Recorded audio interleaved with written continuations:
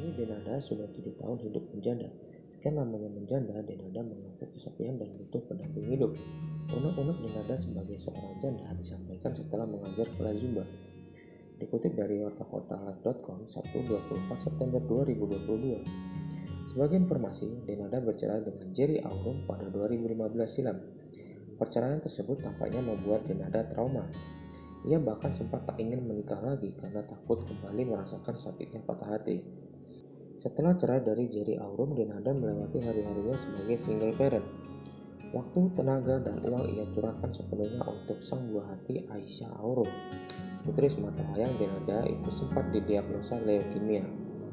Denada pun fokus menemani Aisyah menjalani perawatan di Singapura sejak 2018. Rapper wanita ini sempat merasa kesepian dan butuh sosok lelaki sebagai pendamping hidup. Namun ia belum menjadikan pernikahan sebagai prioritas, sebab ia tengah fokus terhadap kesembuhan anaknya.